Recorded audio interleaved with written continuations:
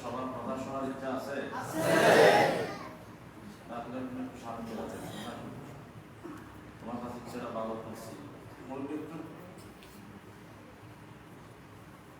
কাজ করেছে, আমার প্রতি যাদের কোনো মনে কষ্ট আছে তারা তারাই দেখেন, অসুবিধা নেই। যারা ভালোবাসা আছে কাছে চলে আসে। আলহামদুলিল্লাহ আমাদের পাশে আপনাদের আলোচনা নেই,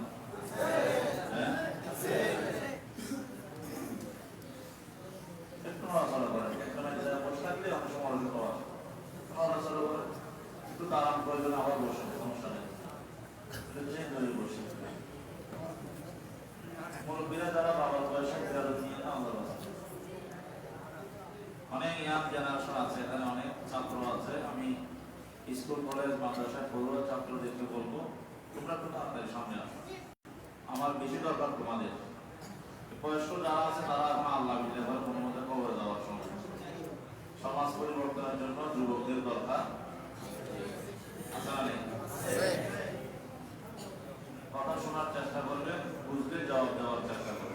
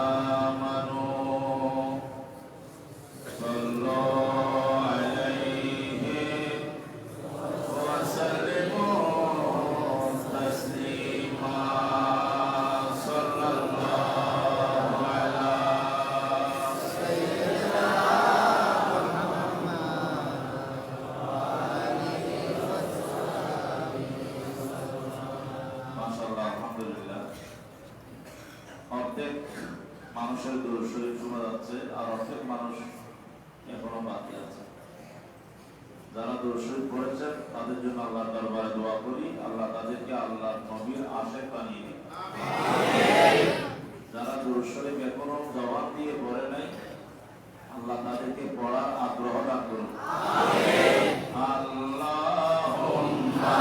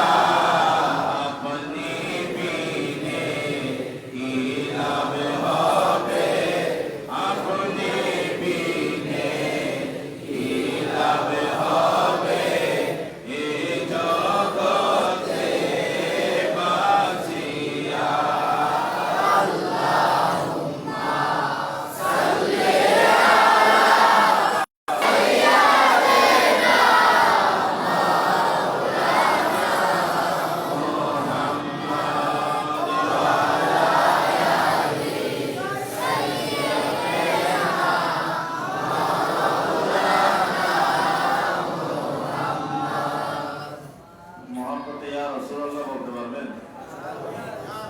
বলেন তো ইয়া রাসূলুল্লাহ, ইয়া রাসূলুল্লাহ, ইয়া রাসূলুল্লাহ।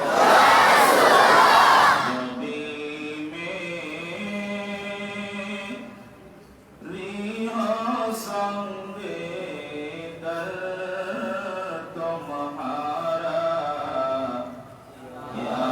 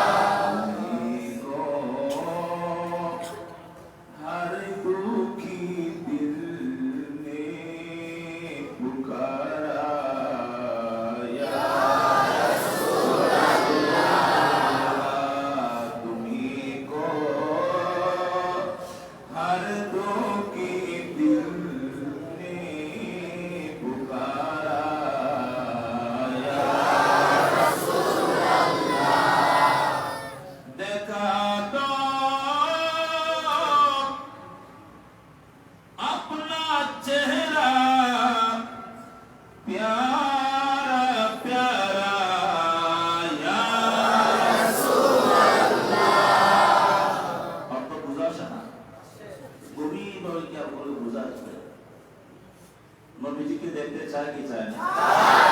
নবীর চেহারা মুবারক দেখার আশা ইচ্ছা কার আছে? দেখা তো আপনা চেহারা প্যারা প্যারা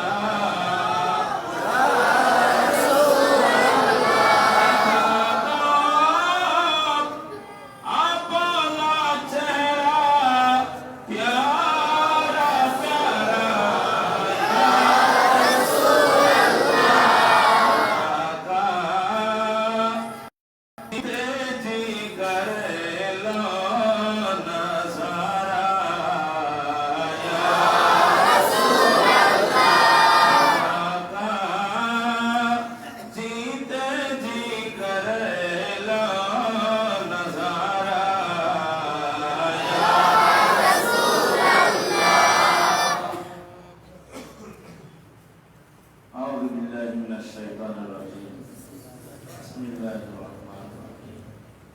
কুল্লু নাফসিন যায়িকাতুল মাউত ওয়া ইন্নামা তুওয়াফাউনা উজুরাকুম ইয়াওমাল কিয়ামাহ।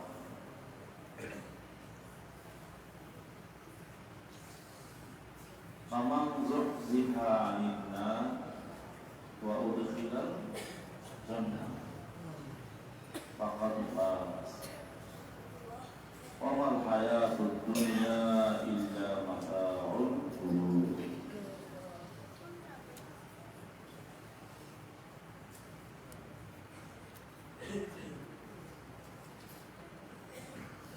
Sadaqallahu maulana al-azim wa sadaqa rasulullah.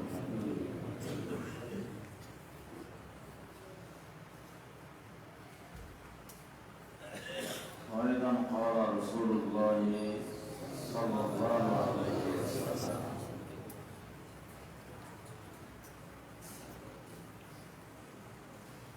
إذا صار أهل الجنة إلى الجنة وأهل النار إلى النار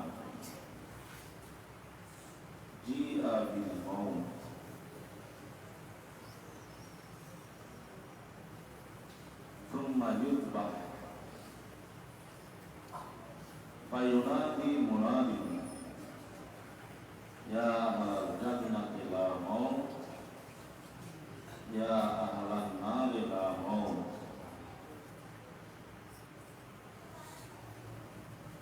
ফায়াজদাদু আহলুল জান্নাতি ফারহান ইলা ফারহিন ويزداد أهل النار حزنا إلى حزنهم أو كما قال عليه الصلاة والسلام رواه البخاري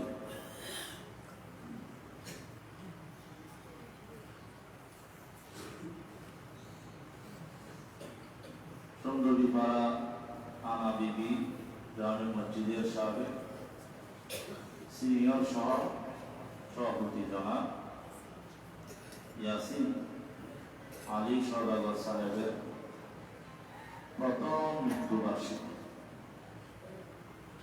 উপলক্ষে আয়োজিত আজকের এই আলিমুসান ঈশ্বরে সওয়াব মাহফিলের মহতরম সভাপতি অত্র মসজিদ পরিচালনা কমিটির সম্মানিত সভাপতি, বিশেষ করে আপনাদের এই মসজিদের সম্মানিত খতিব মুকাররম তরুণ আলেমে দ্বীন, আমার অত্যন্ত প্রিয় ভাজন, আপনাদের সকলের মহব্বতের আলেমে দ্বীন, বানরবাজারস্থ মাদ্রাসায়ে মুহাম্মাদিয়া আহমদিয়া সুন্নিয়া সিনিয়রের সুযোগ্য আলেম প্রভাষক আল্লামা জানাব মাওলানা মুহাম্মদ হাসান শরীফ মুতাজিবুল্লাহ, এই মসজিদের সুযোগ্য মুয়াজ্জিন স্নেহধন্য হাফেজ মাওলানা মুহাম্মদ আসহাবউদ্দিন সাহেব, খুব সুন্দর সুন্দর দবদবে সাদা নুরানি দাড়ি মুবারক আল্লাহ রসুলের সুন্নত ধারণ করে যারা বসে আছেন, বাবার বয়সের মুরব্বীরা, ইয়াং বয়সের আমার যুবক ভাইরা, ছোট ছোট বাচ্চারা, পর্দানসীন মা বোনেরা, যারা মায়ের আওয়াজ শুনছেন, সর্বস্তরের মুসলিম নরনারী, আবারও আপনাদেরকে মোহাম্মতের আওয়াজে সালাম জানাচ্ছি। আসসালামু আলাইকুম ওয়া রাহমাতুল্লাহি ওয়া বারাকাতুহু।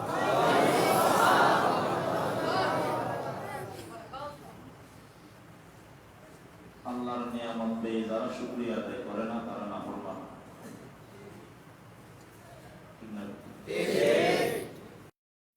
আমরা এই মুহূর্তে আল্লাহর নিয়ামতের ভিতরে আছি না বাইরে আছি?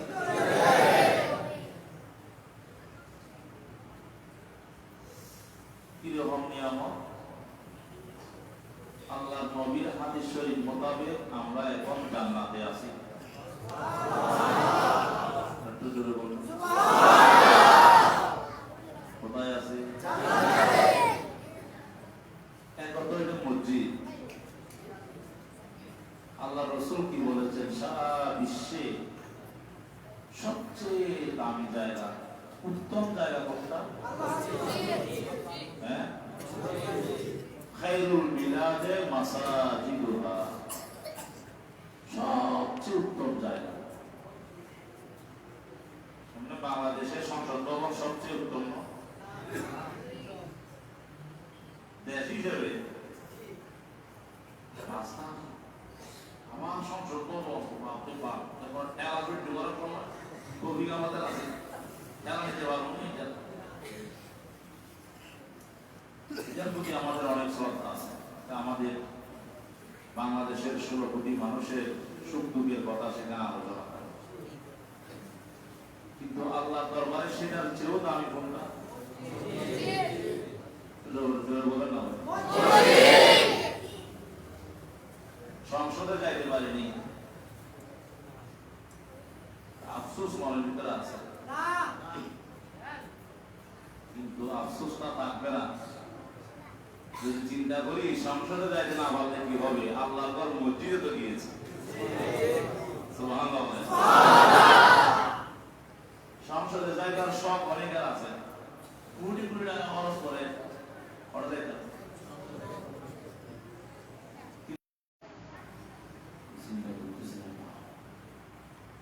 জান্নাত কে যাইতে না চায়?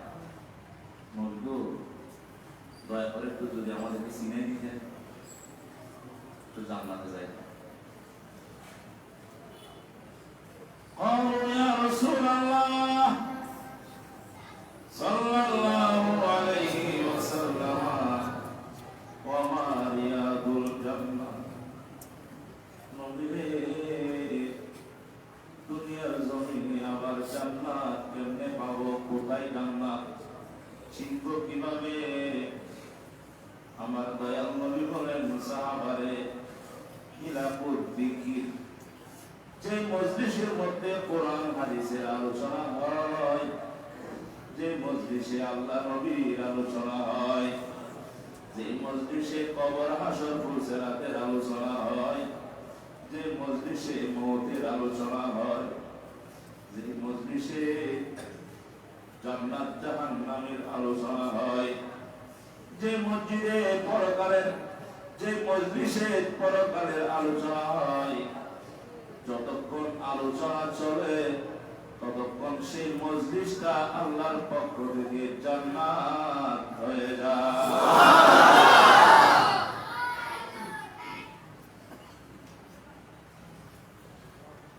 নবীজির হাদিস শরীফ মোতাবেক আমরা এখন জান্নাতে আছি।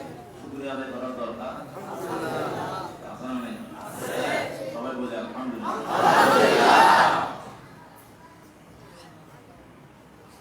এতক্ষণ ধরে আপনাদের খতিব সাহেব যা আলোচনা করেছেন, তকরির করেছেন, চমৎকার তকরির করেছেন, অনেক দলিল, এগুলো আস্তে আস্তে ধাপে ধাপে ধীরে ধীরে তকরির করতে গেলে আরো 2 ঘন্টা লাগবে।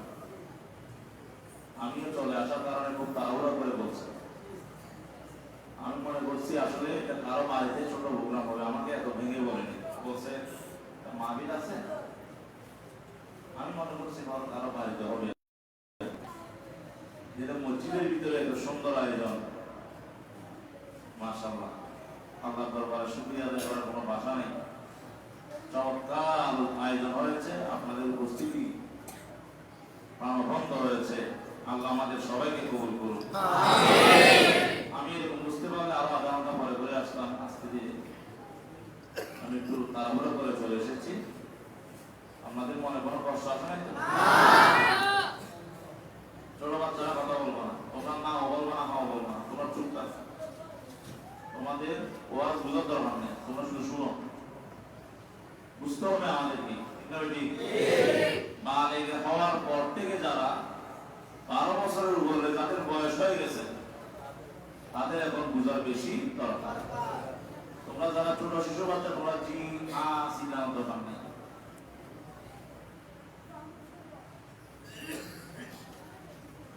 ওয়াজ মানে আনন্দের আয়োজন নয়, ওয়াজ মাহফিল মানে আনন্দের অনুষ্ঠান নয়। ওয়াজ মাহফিল হচ্ছে উন্মুক্ত বিশ্ববিদ্যালয়। কি উন্মুক্ত বিশ্ববিদ্যালয়? বুড়া, জওয়ান, শিশু, কিশোর, ধনী, গরিব, সুন্দর, কালো, ফর্সা, সবাই যেই মজলিসে বসতে পারে, কোরআন হাদিসের অর্জন করতে পারে, সেই মজলিসটা ততক্ষণ পর্যন্ত এটা একটা উন্মুক্ত ক্লাস, উন্মুক্ত বিশ্ববিদ্যালয়। এটা আনন্দের কোন অনুষ্ঠান নয়, বুঝার জায়গা, শিখার জায়গা। আফসোস মানুষ শিখতে আসে না মাহফিলে। ইল্লা মাশাআল্লাহ কিছু কিছু মানুষ শিখার উদ্দেশ্যে আসে।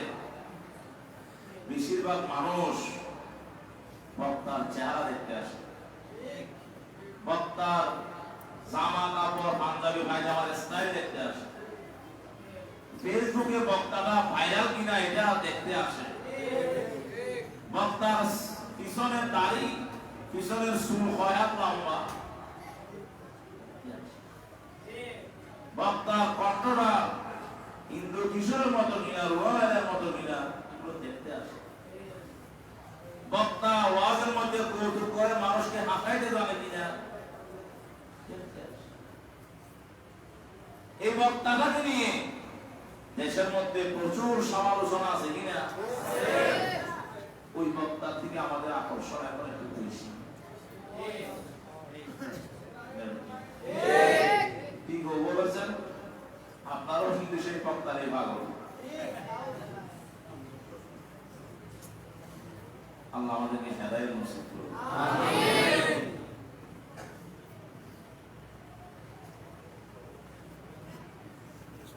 এই জন্য আমার আল্লাহ দয়াল নবীকে বলেছেন, কি নবী আপনি ওয়াজ করেন, ইন্নামা আনতা মুযাক্কির, ওগো নবী আপনাকে আমি দুনিয়াতে নসিহত হিসাবে, উপদেশ দাতা হিসাবে ওয়াজ করবার জন্য আমি আল্লাহ আপনি নবীকে দুনিয়ায় পাঠিয়েছি।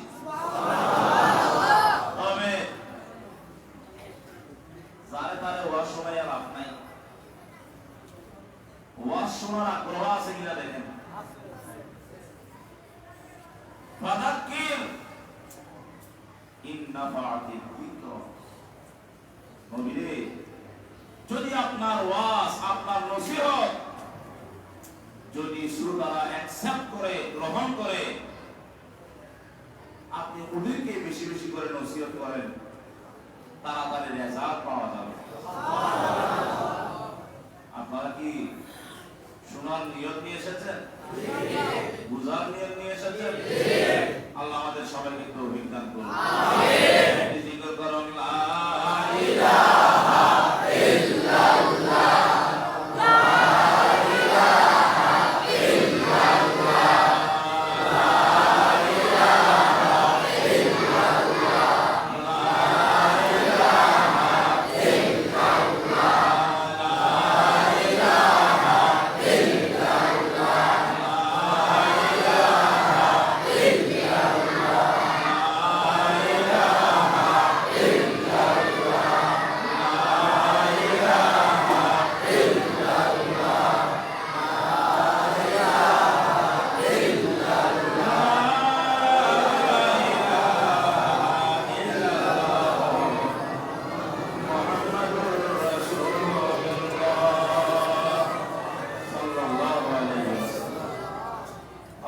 সবাইকে কবুল করুন।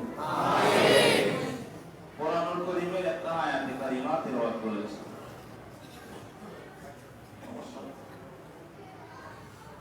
কোন অসুবিধা হচ্ছে আপনাদের? যেহেতু একজন মাইয়িতকে স্মরণ করা হচ্ছে, ঠিক না ঠিক? মাইয়িতকে স্মরণ করা, কবরবাসীদেরকে স্মরণ করা, এটা আল্লাহর পক্ষ থেকে নির্দেশ দেওয়া হয়েছে। কেন?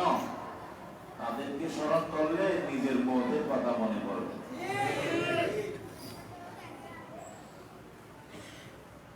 রব্বুল আলামিন কোরআনুল কারীমে ঘোষণা দিয়েছেন, কুল্লু নাফসিন যায়িকাতুল মাউত। এতটুকু পর্যন্ত আমরা অনেকেই মুখস্থ পারি। আর জানাজার নামাজে হুজুররা এই আয়াত কমন বলে, ঠিক না ঠিক? এর অর্থ কি? সবাইকে বলেন, সবাইকে। সবাই মানে কাকে? আমরা যারা আছি, যেই সৃষ্টির ভিতরে প্রাণ আছে, সুবহানাল্লাহ, যার ভিতরে নড়াচড়া করার শক্তি, যে নড়াচড়া করতে পারে, যার ভিতরে প্রাণ আছে, বাস প্রাণ থাকলেই তাকে মরতে হবে। সুবহানাল্লাহ। মানুষের প্রাণ আছে, জিনের প্রাণ আছে, ফেরেশতার প্রাণ আছে, গরু, ছাগল, মহিষ, পোকা, ঝোঁকা, সাপ, বিচ্ছু আছে, নবীগণের প্রাণ আছে, ফেরেশতাগণের আছে, সবার প্রাণ আছে না? সবাইকে মরতে হবে।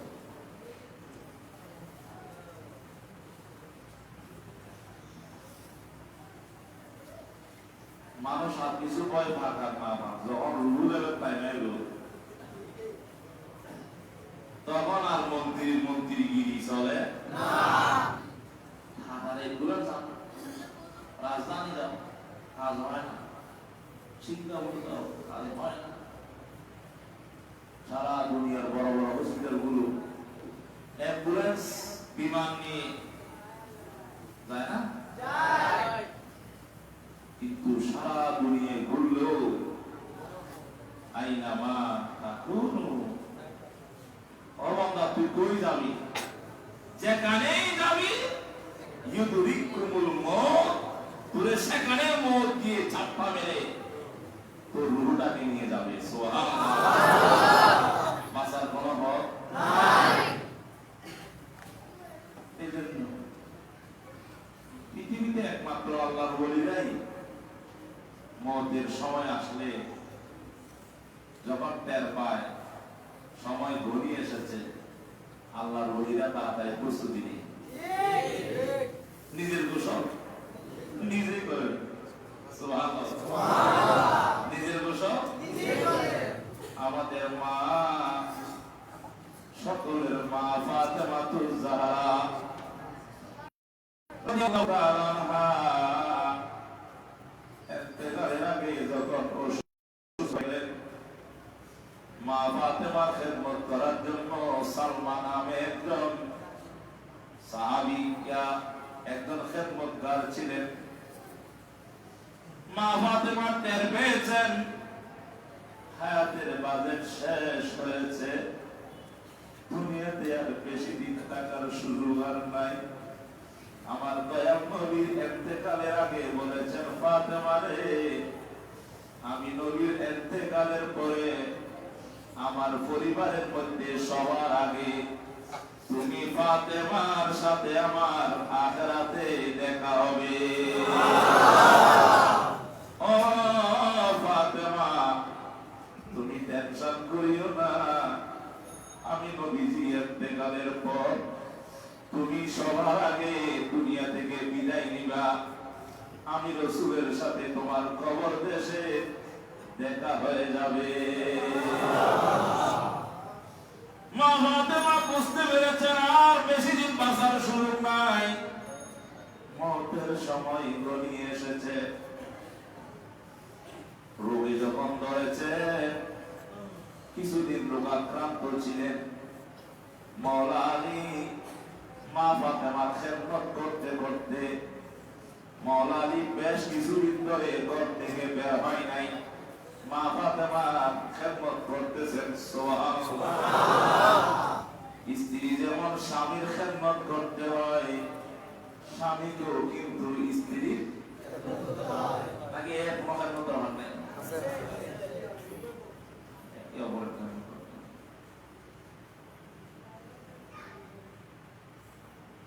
স্বামীর মাথা ব্যথা করলে স্ত্রী ভালো বাম নিয়ে মাথায় কপালে মাসে করবেন। স্বামীর যেমন মাথা আছে ব্যথা আছে, স্ত্রীরও কি মাথা ব্যথা হয়? স্বামীরও উচিত মাঝে মধ্যে স্ত্রীর মাথাটা টিপে দেওয়া, গুনাহ হবে? স্বামী কি ইজ্জত নষ্ট হয়ে যাবে? আমার রাসূলের সুন্নাত বলেন না।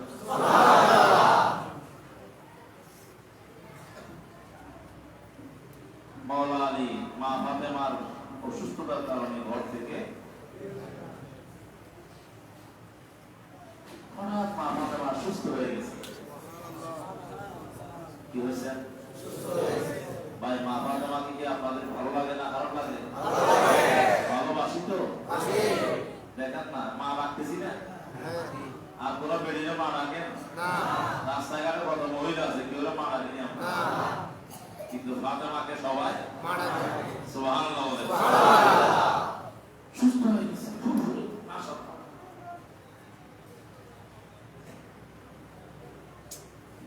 মা ফাতেমা খেদমতগার সালমারে ডাক দিলেন, ইয়া উম্মা, ওমা সালমারে উসকুবি লি গুসলান, শরীরটা একটু ভালো লাগতেছে, আমার জন্য গোসলের পানির ব্যবস্থা করো।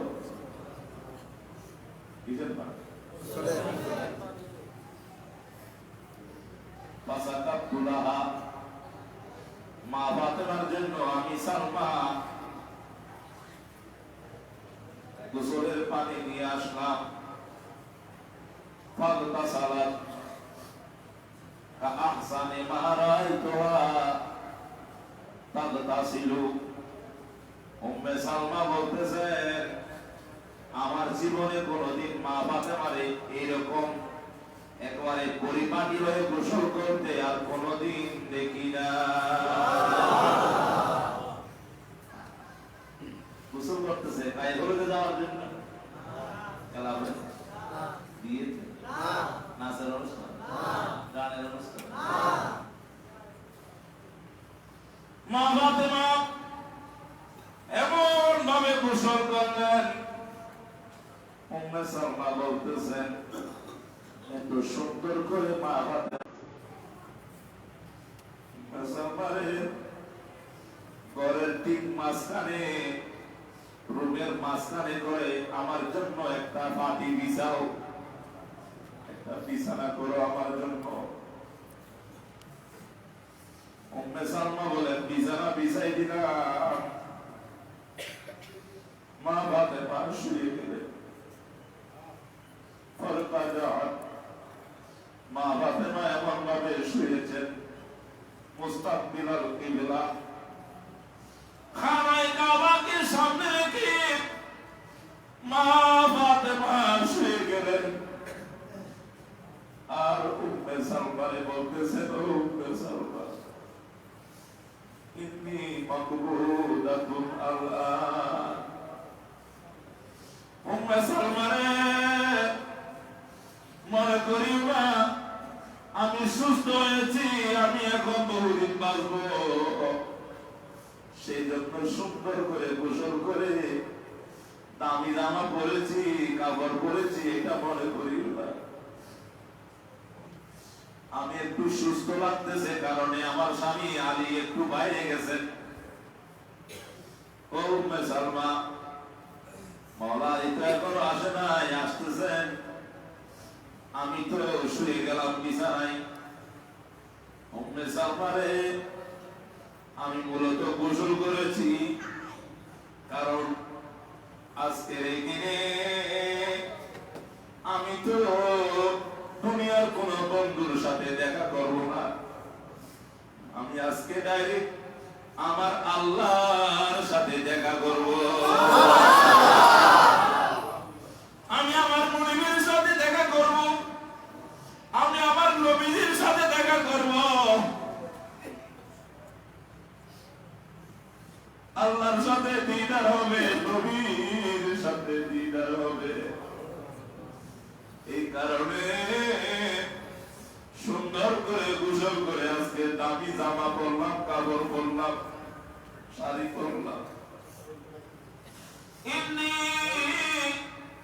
মাকবুদাতুন আল-আন। উম্মে সালমা, এই মাত্র মালাকুল মউত আমার ঘরের দুয়ারে দাঁড়িয়ে আছে, আমার রূহটা এখন নিয়ে যাবে। সুবহানাল্লাহ।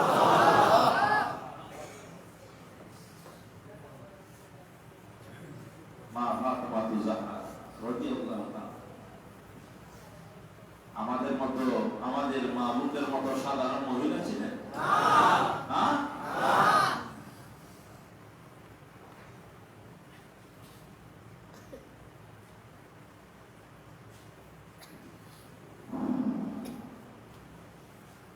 বাঁচবে না এটা যখন টের পাইছেন, কত সুন্দর করে মৌতের প্রস্তুতি নিয়েছেন।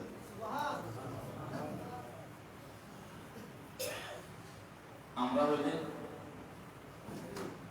পাহাড়ে করে দাদারে সোনারে মারে নারিয়ালে ভুলে সিলেট মিলকে নিয়ে যারে নাতিরা পর্বত দিয়ে সাঁতারে বলারে নেবেটি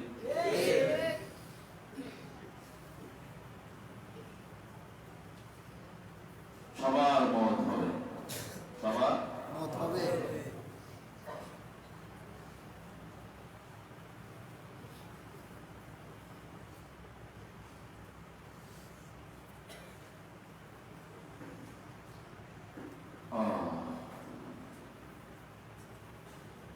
মতের ভাবনা যদি অন্তরে থাকে, এই মানুষটার সামনে যদি কয়েক টন স্বর্ণ সরকার জমা রাখে, যার অন্তরে মতের ভয় আছে, সরকারের ওই সম্পদের মধ্যে হাত দেওয়ার সাহস হবে? পুলিশের দরকার হবে? Army, RAB, BDR?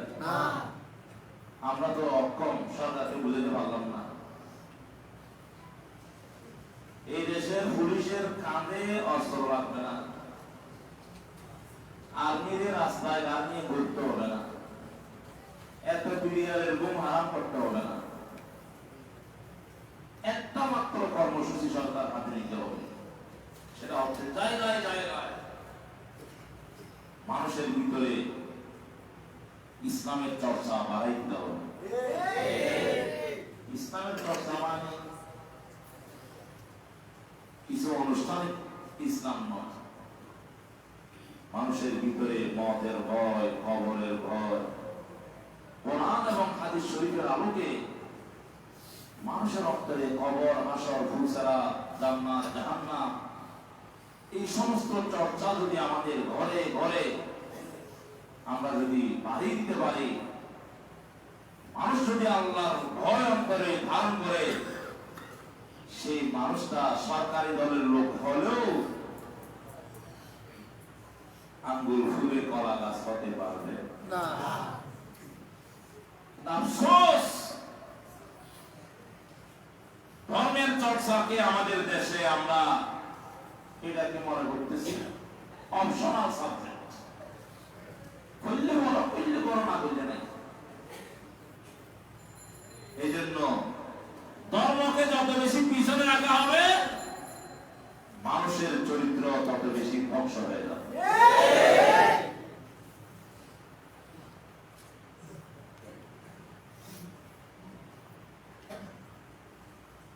ধর্ষণের শাস্তি, সর্বোচ্চ শাস্তি ফাঁসি।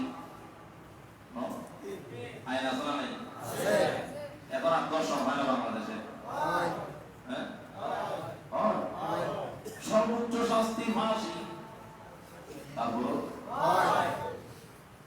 ফাঁসি যদি মানুষের সামনে ঘুরিয়ে বেড়ায়, তারপরও ধর্ষণ বন্ধ হবে না। শয়তান যখন ভর করে, তখন আর ফাঁসির কথা মনে থাকে না। সত্য হবে কি, মানুষের ভিতরে আল্লাহর ভয় ঢুকে দিতে হবে। আল্লাহকে যে ভয় করে, দরজা জানালা বন্ধ করে অন্ধকারের ভিতরেও পাপ করতে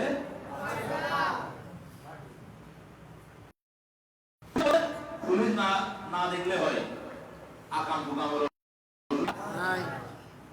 পুলিশের ভয়ে যদি আমরা অন্যায় কাজ থেকে বিরত থাকি, পুলিশের সামনে করবো না আর কি? পুলিশ কি আমাদের সব জায়গায় আছে? আপনি আল্লাহকে ভয় করি। আমার আল্লাহ বলেন, বান্দারে, র্যাব সব জায়গায় থাকে না, আর্মি সব জায়গায় থাকে না, পুলিশ সব জায়গায় থাকবে না, সরকারের গোয়েন্দা বাহিনী সব জায়গায় থাকবে না। তুমি পুলিশে ভয় করলে পুলিশের সামনে অন্যায় করবা না। আমি আল্লাহ ঘোষণা দিলাম, ওয়া হুয়া মাআকুম আইনামা কুনতুম। বান্দা, তুমি যেখানেই থাকো না কেন, তুমি বাসে থাকো, আমি সেখানে আছি। তুমি অন্ধকার ঘরে আছো, আমি সেখানে আছি। তুমি বাংলা ঘরে আছো, আমি সেখানে আছি। তুমি ফ্ল্যাট বাড়িতে থাকো, আমি সেখানে আছি। তুমি পাহাড়ে থাকো, আমি সেখানেও আছি। তুমি সাগরে থাকো, আমি সেখানেও আছি। মাটির নিচে ঘর করে থাকো, আমি সেখানেও আছি।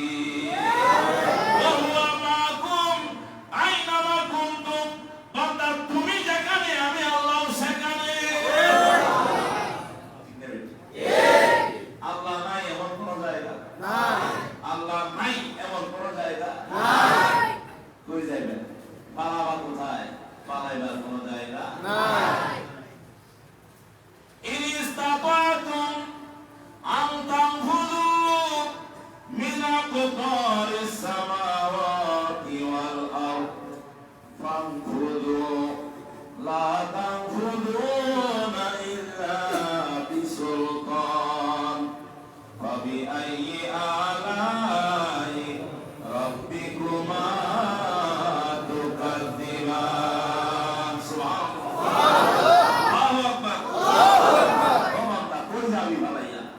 পারবি আসমানের আসমান ফেলে চলে যেতে পারবি জমিন ফেলে চলে যেতে পারবি না কই যাবি লা তানফুযুনা ইল্লা বিসুলতান তুমি যেখানে যাবে সেখানে আমি খোদার ক্ষমতা আমার শক্তি আমার পাওয়ার আমি আল্লাহর উপস্থিতি সেখানে আছে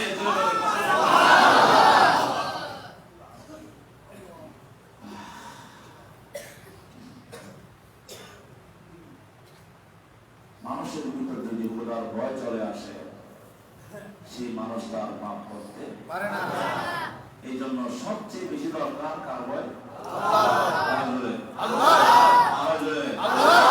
কার ভয় ওয়ালিমান খাফা মাকামা রাব্বি জান্নাতান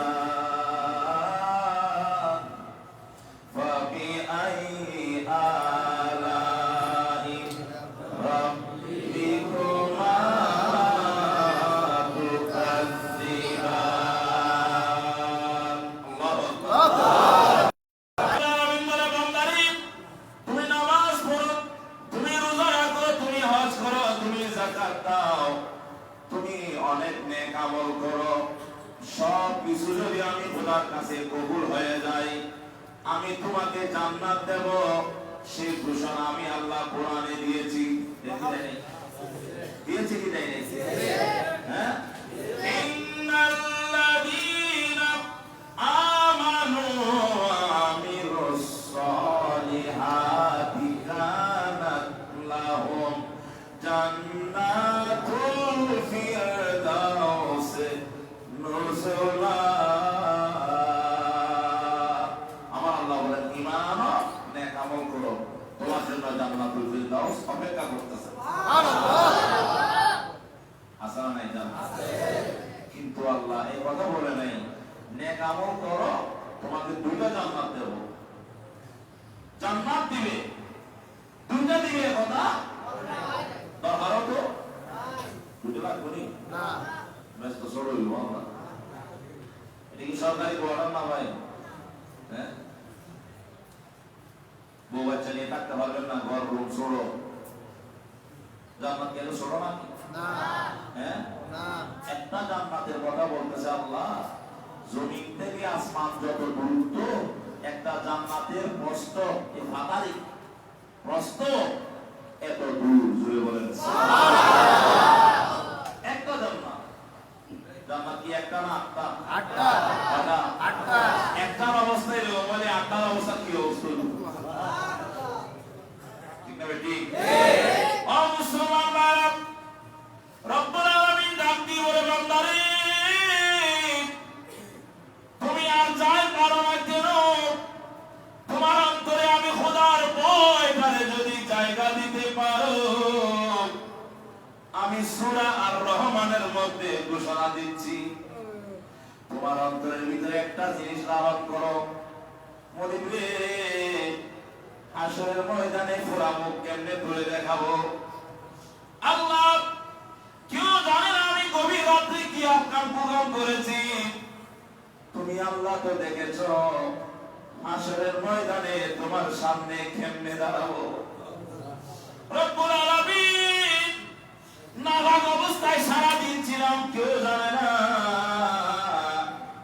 আল্লাহ তুমি তো সব কিছু জানো হাসরের ময়দানে তোমার সামনে কেমনে দাঁড়াবো আল্লাহ রে ব্যবসা করার সময় মাল দেওয়ার সময় উপরে 1 নম্বর মাল দিলাম নিচে 2 নম্বর ঢুকাই দিয়েছি দুনিয়ার কোন মানুষ দেখে নাই তুমি তো দেখেছো কারণ হাসরের ময়দানে তোমারে কেমনে মুখ দেখাবো আল্লাহ রে সরকারি চাকরি করতাম 1 কোটি টাকাকে শূন্য দুদিনটা বাড়াই দিয়া 10 কোটি 30 কোটি টাকার বিল করে দিলাম দুনিয়ার কেউ জানে না আল্লাহ তুমি তো সব কিছু জানো হাসরের ময়দানে তুলে কেমনে মুখ দেখাবো রব্বুল আলামিন আমার মা বাবা যখন বুড়া ছিল ছোট ভাইরে ফাঁকি দিয়া মা বাবারে গুহনে রেস্ট্রি অফিসে নিয়ে সাইড নিয়ে টিপ নিয়ে বাবার সম্পদগুলো সব নিজের করে দখল করে নিয়েছি কেউ জানে না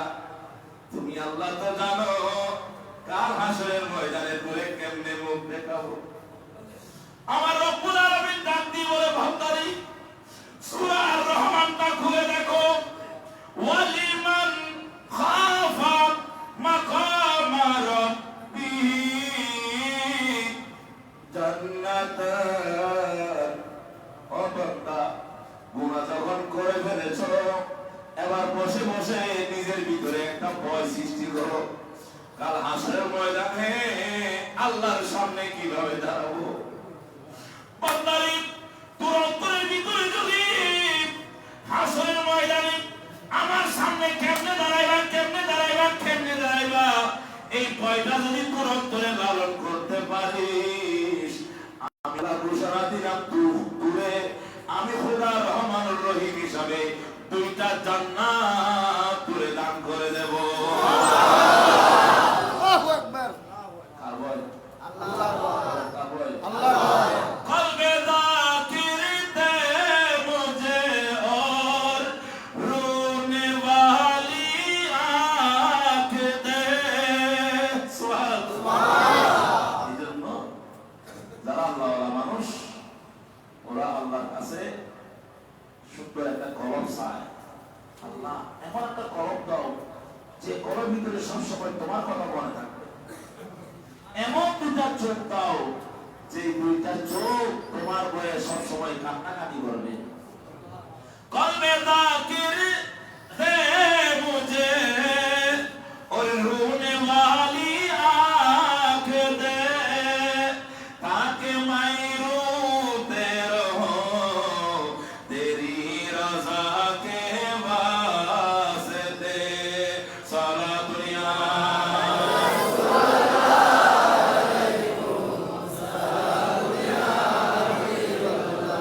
हम भी करीम, वो करीम, उनका खुदा उनसे फजूल और ना कहना नहीं आदत रसूलुल्लाह की। सलात दुनिया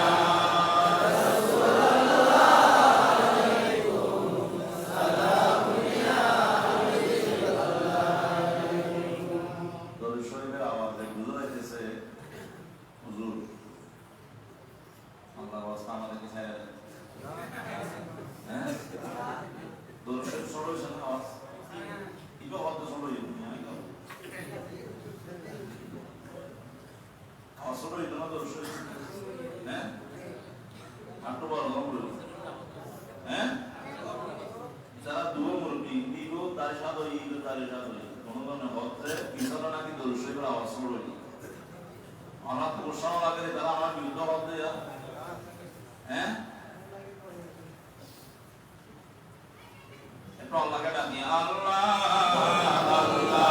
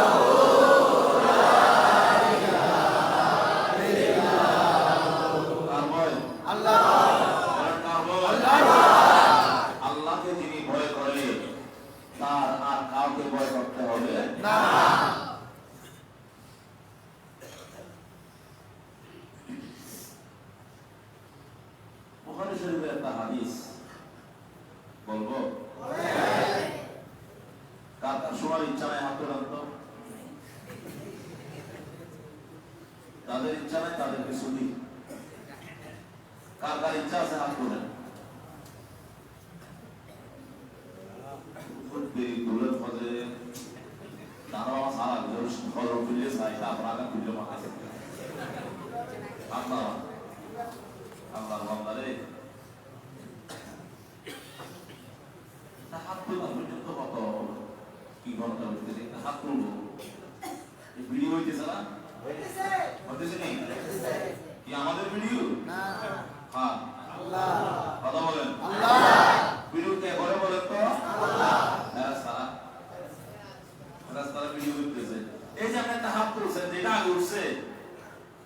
খবর আগে যাবে না? সুবহানাল্লাহ বলেন।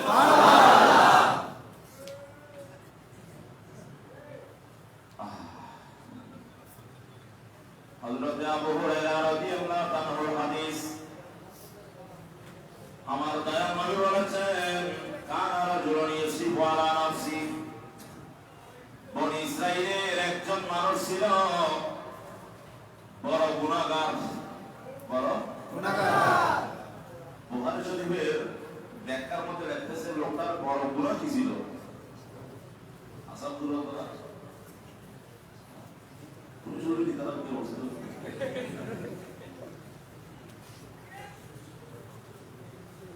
নজরে এমন বলছে কি করে দিয়ে গড়া এখানে সরল হচ্ছে, এখানে অনেক চিনের লোক আছে না, স্থানীয় লোক আছে। বুখারী শরীফের লোকটার গুনাহ কি ছিল? বড় গুনাহ। ওই যে লোকটা মানুষ মারা যাওয়ার পরে দাফন করার পর যখন সবাই চলে আসতো, রাত্রি বেলায় যাইয়া খবরের ভিতরে রড ঢুকাই দিয়া কাপড়ের কাপড় মেশাইয়া কাপড়টা টেনে নিয়ে আসতো। তাদেরকে কি সুর বলা হয়? কাপড় চোর। কি সুর? আরবিতে বলা হয় নাব্বাস। নাব্বাস, নুন বালিফ সিন, নাব্বাস, কাপড় চোর। লোকটা কি ছিল? কাপড় চোর। কত বড় ডেঞ্জারাস মানুষ হইলি। গসুলি ওয়ার বহু সহজ ন, কারণ সব জানা মানুষ। মানুষ মারা গেলে আমার বেলায় মানুষের অবস্থার ভালো যায় না, জানি না। এতে কিরকম শুরু, কিরকম লোক হইলি।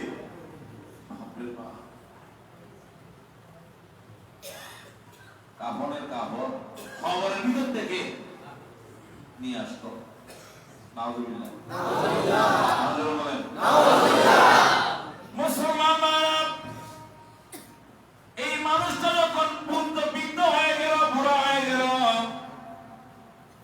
শরীর যখন অসল হয়ে যাচ্ছে, মনে মনে এখন ভিতরে ভিতরে ভয় আসতেছে, হায়রে যে কবরস্থানে যাইয়া খবরের ভিতর থেকে মইয়তের কাপড় টেনে নিয়ে আসতাম, ওই কবরে তো আমার যাওয়ার সময় হয়ে গেছে। কিসের ডর? কিসের ভয় ঢুকছে এখন? আমাদের ভয়। কিসের ভয়? যখন গভীর হয়ে যায়, শুধু পাশে ওই কবরস্থান থেকে কাপড়ের কাপড়টা কাপ দিছিলাম, কত সিরিজ চলে আসছে, কত রয়ে গেছে। ভিতরে তখন লাশটার কি অবস্থা, হঠাৎ হঠাৎ ঘুমের ভিতরে তার বুকটা কাঁপ দিয়ে ওঠে, সেই কবরে তো আমাকে যাইতে হবে। করলাম কি, করলাম কি? জোয়ান কালের এই যৌবন কালের সোনালী সময়ে করলাম কি? আমি কি জবাব দেব আল্লাহর দরবারে, হাসরের ময়দানে? গভীর রাত্রে যাইয়া কবরের মইয়তের কাফন চুরি করে নিয়ে এসেছি, দুনিয়ার কোনো মানুষ দেখে নাই। মাগার সবাই ভিতরে এখন বয়স শুরু হয়ে গেল, আমাকে তো মরতে হবে, আমি করবো। আমার নবী বলেন, ফালাম্মা হাদারাহুল মাউত ক্বালা লিবানিহি, যখন লোকটার হাঁটু যখন আর চলে না, শরীর যখন তরতর করে কাঁপে, খানা খাইতে পারে না, রাত্রে ঘুম আসে না, বায়ু চলাচল, মাথা গরম, হাঁটতে পারে না, লড়তে পারে না, চড়তে পারে না। যত বুড়া হয় তত বেশি ভিতরে খবর হয়, করলাম কি, করলাম কি? বৃদ্ধকালে যখন বউ 10 বার ডাকলে 1 বার আসে না, রাতের 2টা বাজে যদি শরীরের ভিতরে যদি আপনার ঘাম আছে, রুহটা বের হয়ে যাবে মনে হয় প্রেসার লো হয়ে গেছে। আপনি যদি চিৎকার দেন, পাশের রুম থেকে ভূতের বউ আসে না, ছেলে আসতেছে না, মেয়ে আসতেছে না, কাঁদতে কাঁদতে বালির মিলাই ফেলতেছেন, রাত্রিবেলায় কেউ আপনাকে একটু দেখতে আসতেছে না, তখন আপনার বুঝ আসবে পৃথিবীতে আপন বলতে কেউ নাই। ঠিক না ঠিক? দুনিয়াতে আপন বলতে কেউ নাই। পাগল মন রে দম ফুরাইলে বুঝিবি কে আপন। পাগল মন রে দম ফুরাইলে বুঝিবি কে আপন। ঠিক না বেটি? দম ফুরাইলে বুঝিবা যে এখন বুঝতাম, তখন কোনো লাভ হইব না। দম ফুরাইলে বুঝি কোনো লাভ হবে না, বুঝতে হবে মরার আগে সময় কাটতে। এই আপনারা চিন্তা করতেছেন কি কোনো মানে আছেন? মাকে কখন শেষ করে চিন্তা করতেছেন? পাগল মনরে দম ফুরাইলে বুঝিবি কে আপন। পাগল মনরে দম ফুরাইলে বুঝিবি কে আপন। এই যে বাড়ি গাড়ি জমিদারি সবই তোমার থাকবে পরি, সাদা কাফন পরাইবে যখন। ঠিক না বেটি? এই যে বাড়ি গাড়ি জমিদারি সবই তোমার থাকবে পরি, সাদা কাফন পরাইবে। ওই বাঁশির পালিকি সাজাইয়া দিবে বিদায় করিয়া। ও ভাই, আমার বয়স হয়েছে না, একটু নিজের মতের কথা ভাবেন না, মতের কল্পনা করেন না একটু। এমনও কি হতে পারে না আমাদের মধ্যে কেউ আজকে রাত্রে চলে যাবে? হইতে পারে কি পারে না? আমি তো চলে যেতে পারি। এই যে বাড়ি গাড়ি জমিদারি সবই তোমার থাকবে, সাদা কাফন পরাইবে যখন। হে যে বাড়ি গাড়ি জমিদারি সবই তোমার সাদা কাফন পরাই। আরে গাছের পালকি সাজাইয়া দিবে বিদায় করিয়া, আমার মওলা বিনে কে হইবে আপন। পাগল মনরে দম ফুরাইলে বুঝিবি যারা ছিল তোমার আপন। আছে না নাই? আপন জন এখন আছে না নাই? যারা ছিল তোমার আপন পরাইবে তারাই কাফন, তারা তোমায় করিবে দাফন। ঠিক না ঠিক? যারা ছিল তোমার আপন পরাইবে তারাই কাফন, তারা তোমায় করিবে। তোর গোলাপ সিটাইয়া দিবে বিদায় করিয়া, আতারি গোলাপ সিটাইয়া দিবে বিদায় করিয়া, মাওলা ভি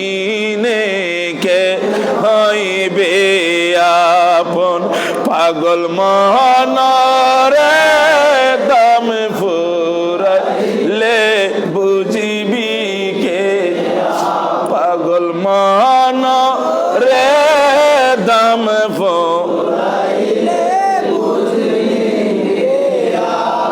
আল্লাহ আমাদেরকে বুঝার তৌফিক দান করুন। বাইরে এই যে মওতের কিছুক্ষণ ভাবনা করলাম, কার ভয়ে? কার ভয়ে? একটু যে মনের ভিতরে মওতের ভাব ঢুকাইলাম, মওতের একটা কল্পনা আনলাম, এইটা যদি আল্লাহর দরবারে কবুল হয়ে যায়, আমার আল্লাহর সাথে আমাদের কোনো দুশ্মনী আছে? এই ভয়টার কারণেও আল্লাহ আমাদেরকে মাফ করে দিতে পারে। আল্লাহ আমাদের সকলের জীবনের গুনাহ মাফ করে দিই।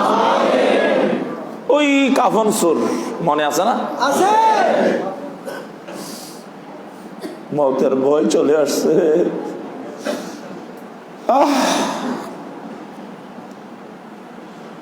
সবাই তো ঘর বাড়ির দিকে চিন্তা করে, এ ঘর কার জন্য বানাইলাম? মরণের পরে তো ঘর থেকে বের করে দিবে। এই গাড়ি কার জন্য জোড়াইলাম? ছেলে মেয়ের জন্য এত অবৈধ ইনকাম কেন করলাম?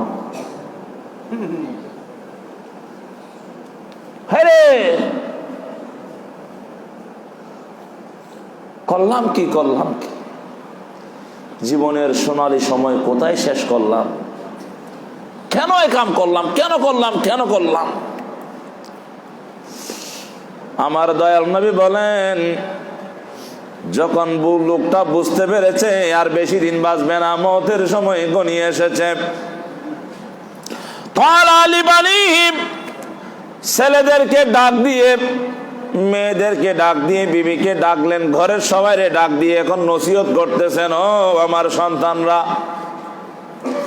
ইদা আনা মৃত্যু, আমি ভয় বেশি দিন বাঁচব না, যখন আমার মত হবে তোমরা আমার একটা কাজ করবা, আমার মতের পরে ফাহারিকুনি, তোমরা আমারে আগুনে জ্বালিয়ে পুড়িয়ে ছাই করে ফেলবা।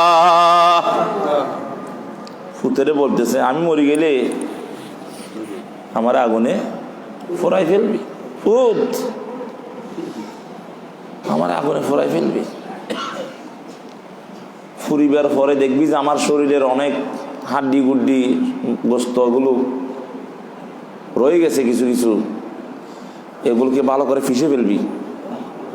সুম্মা আতহিনুনি, আমারে ফিসে ফেলবি, একেবারে ছাই করে ফেলবি। তারপর সুম্মা দারুনি ফির রিহ, যখন জোরে বাতাস আসবে, বাতাসের মধ্যে আমার ছাইগুলো তোমরা উড়াইয়া দিবা। আল্লাহু আকবার, জোরে বলেন না আল্লাহু আকবার। আহা, কার ভয়? বলেন না কার ভয়? ফুতরে ফুত, আমি মরণের পরে আমার এত গোসল দিতে হবে না, এত ইজ্জত করতে হবে না। ও পুত্রে, আগুনে ফুরাই ফেলবি, ছাই করে ফেলবি, ছাইগুলো বাতাসে উড়াইয়া দিবি। ছেলেরা জিজ্ঞাসা করবে না, কিরে বাবা এই কথা কেন বলতেছো? হঠাৎ করে তুমি এরকম নসিহত ওসিয়ত কেন করতেছো? বাবা তখন বলে, পুত্রে তোমরা তো জানো না আমি কি আকাম কুকাম করেছি। পুত্রে এই রাজপ্রাসাদ, এই বাড়ি গাড়ি আমি কিভাবে করেছি তোমরা জানো না। যে অন্যায় অপরাধ আমি করেছি, যে পাপ আমি করেছি, যে আকাম কুকাম আমি করেছি, আমি জানি আমি কি করেছি। পুত্রে লাইন ফাওয়াল্লাহে লাইন কদারা আলাইয়া রব্বি, খুদার কসম, আল্লাহ যদি আমার বিচার করে, আমারে যদি ধরে, আল্লাহ যদি আমার বিচার শুরু করে, আমার পাপ অনুযায়ী যদি আমার বিচার হয়, আমি খোদার কসম করে বলতেছি, লা ইউআযিবুনি আযাবান মা আযাবাহু আহাদা, আল্লাহ এমন আযাব আমারে দিবে সৃষ্টির শুরু থেকে শেষ পর্যন্ত খোদার জগতে আমার মতো শাস্তি আর কাউকে দিবে না। এরকম শাস্তি আল্লাহ আমাকে দিবে। তো আল্লাহ আমার শাস্তি দেওয়ার চেয়ে তোরাই আমার শাস্তি দিয়ে ফেলবি, আমারে পুরি ফেলবি, বাতাসের সাথে ছাই উড়াই দিবি। তো হয় আর কি, আমার যখন ছাই হয়ে গেছি, বাতাসে আমার উড়াই দিছস, তো আল্লাহর আমার আল্লাহ ভাইব কই? আমি তো নাই, আমি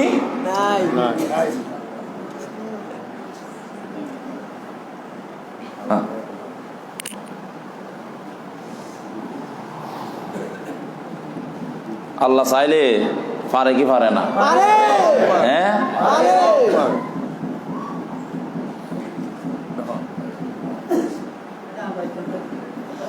কাফেররা ওরা নবীজিকে জিজ্ঞাসা করত, আমরা যদি মরে যাই, আমরা যদি মরণের পরে মাটি যদি আমাদেরকে খেয়ে ফেলে, আইন্না লামাবউসুন, আল্লাহ কি আমাদেরকে আর হাসরের মাঠে তুলতে পারবে?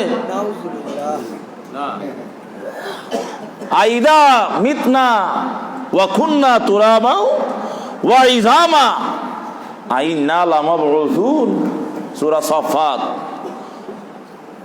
কাফেররা নবীরে বলতো, আমরা মরে গেলে হাত দিয়ে আমাদেরকে মাটিয়ে খেয়ে ফেলবে, আমরা কি আর হাসরের ময়দানে উঠতে হবে? আল্লাহ আমাদেরকে আর কুত্তে উঠাবে? আমার নবী বলেন, ও ফের কাফেররা, হাল, হ্যাঁ, কলা নাম।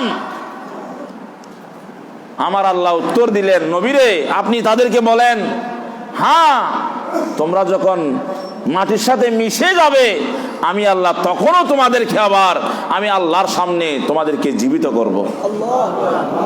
ক্ষমতা আছে না নাই? কথা বলেন, আছে না নাই?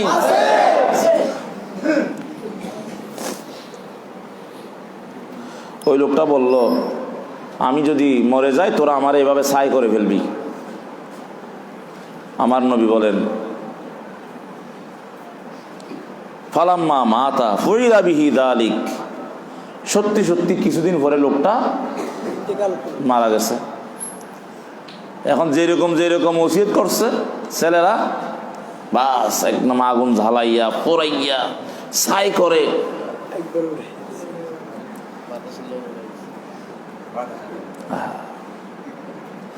ঘটনা ঘটতেছে, একজন দেখতেছে, ঠিক না ঠিক? আমার রব্বুল আলামিন বান্দার এই দৃশ্য দেখে রহমতের সাগরে জোয়ার এসে গেল। আল্লাহ পাক রব্বুল আলামিন বলতেছেন, হায় রে বান্দা, তুই তো কোনোদিন আমারে দেখলি না, আমারে না দেখে তুই আমার এত ভয় করলি বান্দারে, আমার আযাবকে ভয় করলি, আমার বিচারকে ভয় করলি বান্দারে। রব্বুল আলামিনের রহমানুর রহিমের রহমতের সাগরে জোয়ার এসে গেছে। আমার নবী বলেন, ফামারাল্লাহুল আরদা, আল্লাহ জমিনকে হুকুম করেছেন, ইজমাই মা ফিকা মিনহু, ও জমিন রে,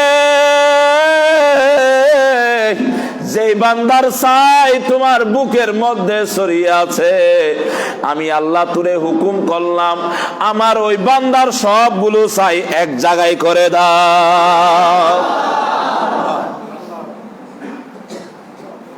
ফাফালাত, আল্লাহর হুকুম না মানার কোন সুযোগ আছে? তাড়াতাড়ি জমিন ওই বান্দার সবগুলো ছাই এক জায়গায় করে দিল। ওয়া হুয়া কাইম, ছাই আর ছাই নাই, ছাই সেই কাফন সুর যে মানুষটা ছিল, সেই মানুষের রূপ ধারণ করে আল্লাহর সামনে দাঁড়িয়ে গেল। জোরে বলেন সুবহানাল্লাহ। বান্দারে, ও আমার বান্দা, তুই গুনাহগার ছিলি, তুই তোর ছেলেদেরকে ওসিয়ত করে গেলি। ও আমার বান্দারে, তুই মনে করছিস আমি তোরে আর জিন্দা করতে পারবো না, আমি তো এখন তোরে জিন্দা করলাম। আমি আল্লাহ তোর কাছে জানতে চাই, তুমি কেন এরকম নিষ্ঠুর সিদ্ধান্ত, কঠিন সিদ্ধান্ত কেন তোমার সন্তানদেরকে দিয়ে গেলা? আমার দয়াল নবী বলেন, আল্লাহ যখন বান্দারে জিজ্ঞাসা করেছে, ও বান্দা এরকম কঠিন সিদ্ধান্ত কেন নিয়েছো, তখন সেই গুনাহগার বান্দা আল্লাহর সামনে তরতর করে কাঁপতে কাঁপতে, ঠোঁট জিহ্বা কাঁপতে কাঁপতে উত্তর দিচ্ছে, আল্লাহ রে, খাশিয়াতুকা ও মুখাফাতুকা ইয়া রব, ও আমার আল্লাহ, আমি কি গুনাহ করেছি আমি জানি আল্লাহ রে, এত বড় পাপ আমার হয়েছে আল্লাহ, তোমার সামনে কেমনে মুখ দেখাবো, এই ভয়ে আমি আমার সন্তানদেরকে এমন ওসিয়ত করেছি। সুবহানাল্লাহ। আমার নবী বলেন, আল্লাহ যখন বান্দার এই উত্তর পাইছে, আল্লাহর আর সমস্ত রাগের আগুন নিভে গেল, রহমতের সাগরে জোয়ার এসে গেল। ফাগফারাল্লাহু লাহু, আল্লাহ তাকে জীবনের সব গুনাহ মাফ করে দিয়ে তারে জান্নাতবাসী বানিয়ে দিল।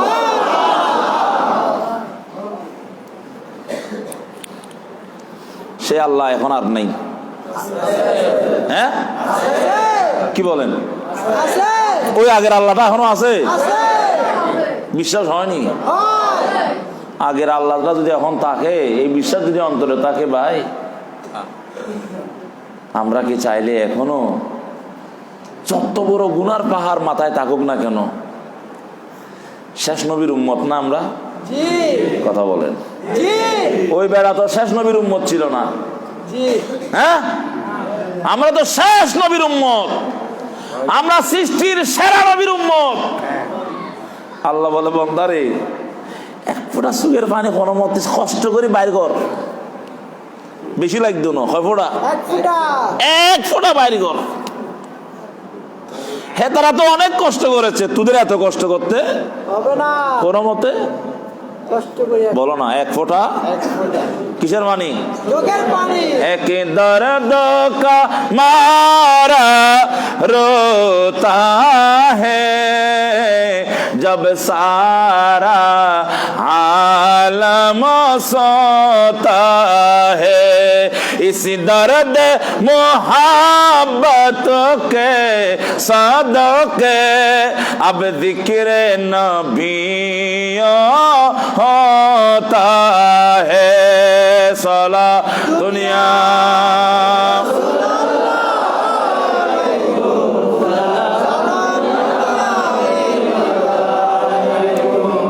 যদি আল্লাহর কাছে সেভাবে মাপ চাই, আল্লাহ আমাদেরকে ক্ষমা করে দিবেন। আল্লাহ আমাদের সকলের জীবনের গুনাহ মাফ করে দিন। আরো জোরে বলি রব্বুল আলামিন যে আয়াতটা প্রথমে পড়েছি, এটার অনুবাদটা বলি। কুল্লু নাফসিন, সমস্ত প্রাণীকেই মরতে হবে। মত কি মজা, এটা সবাইকে স্বাদ গ্রহণ, স্বাদ মজা। এক জিনিস সবার কাছে সমান মজা লাগেনি।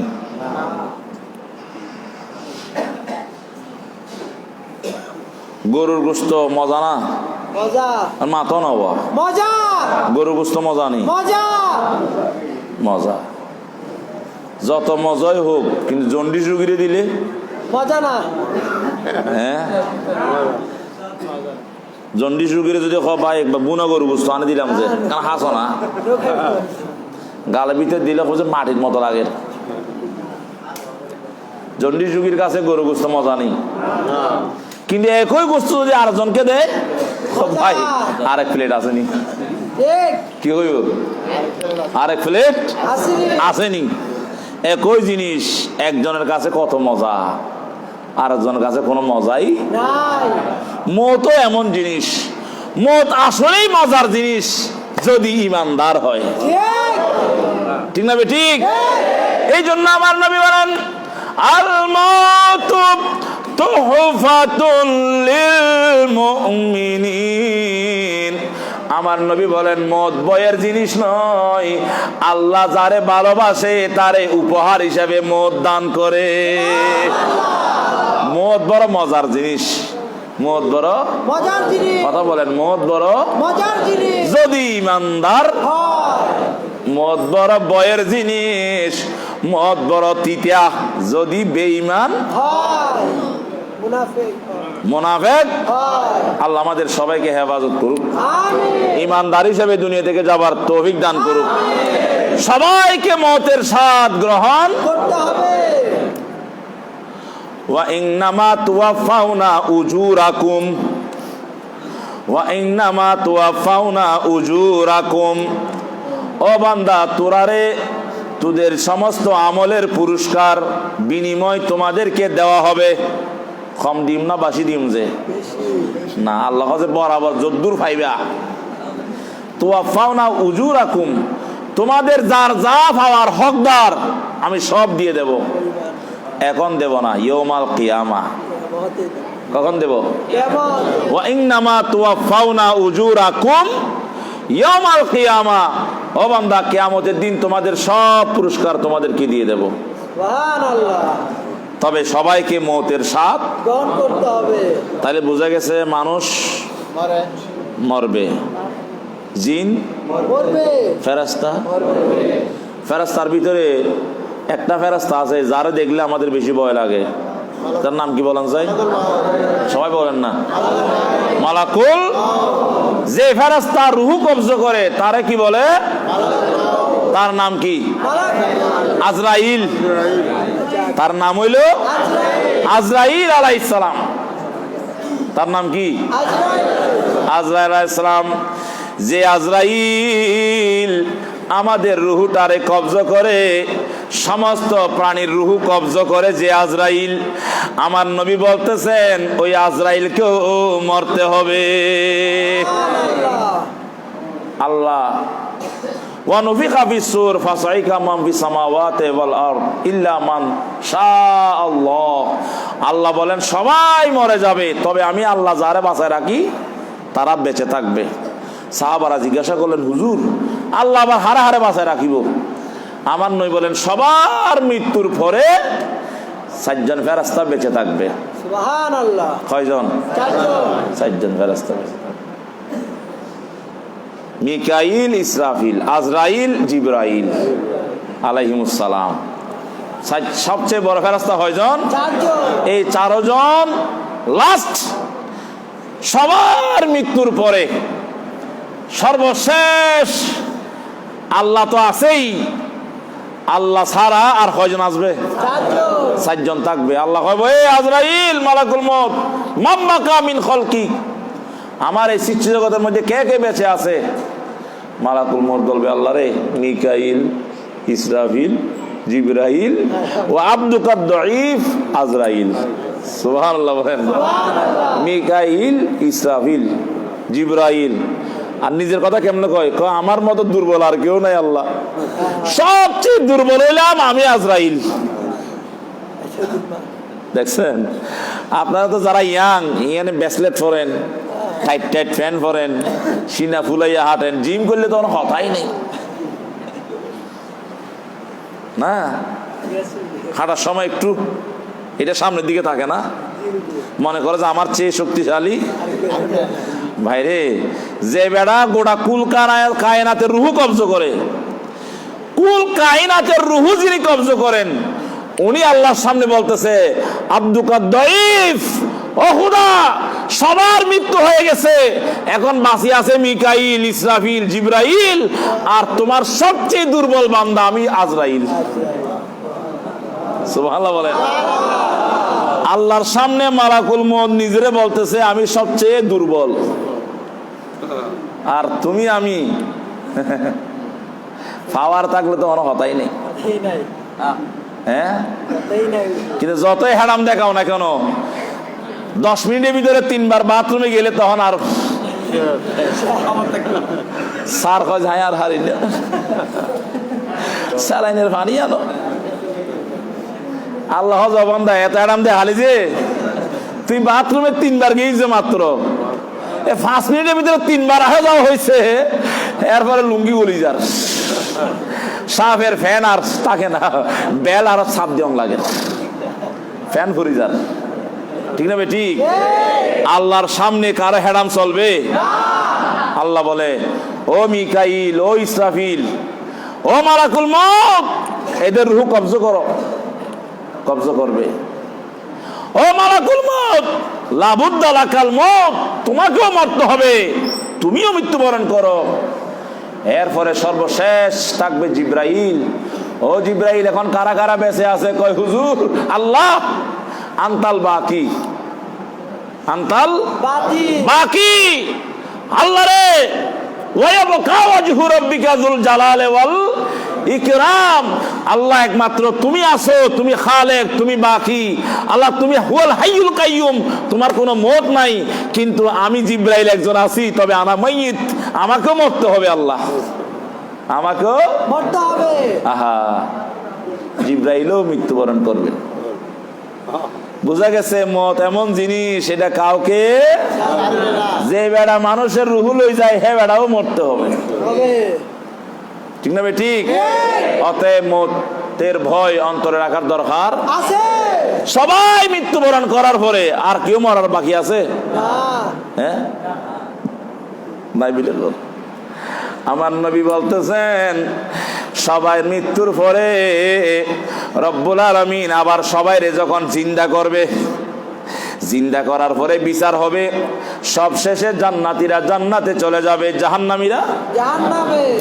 ইদা সারাব আহলুল জান্নাতি ইলাল জান্নাহ, জান্নাতীরা যখন জান্নাতে চলে যাবে, ওয়া আহলুন নার ইলান নার, জাহান্নামীরা জাহান্নামে চলে যাবে। জিআ বিল মউত, এবার রব্বুল আলামিন হুকুম করবেন, মওতকে নিয়ে আসো। হারে, মওতকে নিয়ে আসো, নিয়ে আসো। ওমা, সবার মওত হয়েছে, একজনের মওত বাকি আছে। কার মওত বলেন তো? না না, আজরাইলে তো মরছে, মৃত্যুবরণ করছেন। সবার মৃত্যু হয়ে গেছে, একজনের মওত বাকি আছে, হলো মওতের মওত। কার মওত? মওতের। মওতকে নিয়ে আসা হবে। কোরবানের সময় আমরা যেমন কোরবানের গরু নিয়ে আসি, কোরবানি গরু আনে না, রশি দিয়ে হাত বাঁধে, পা বাঁধে, কল্লা বাঁধে, ধাম্মার করে মাটিতে মওতকে নিয়ে আসা হবে। মওতকে মাটিতে শোয়া দেওয়া হবে। সুম্মা ইউযবাহু, মওতকে জবে করে দেওয়া হবে। ও ভাই, মওতেরও কি আছে? জোরে বলেন না সুবহানাল্লাহ। মওতেরও, মওতকে জবে করে দেওয়া হবে। মওত শেষ, মওত শেষ। ইবে হদ্দিন কি হয় হুজুরে? মাথা ঠিক আছে নি? দাল চুলদারি ব্যাগ ফাঁকি যার গুই, এত মতের হদাও নিলাম, মতের মত আছে, হদা তো কোনোদিন নিলাম। বুখারী শরীফের হাদিস। কিসের হাদিস? মতকে জবে করে দেওয়া হবে। জবে করার পরে জান্নাতে যাবে। ঘোষক, ইয়া আহলাল জান্নাহ লা মউত, ইয়া আহলান নার লা মউত। ও জান্নাতীরা, কোনো টেনশন নাই, তোদের আর কোনোদিন মওত হবে না। ও জাহান্নামীরা, তোদেরও কোনো মওত হবে না।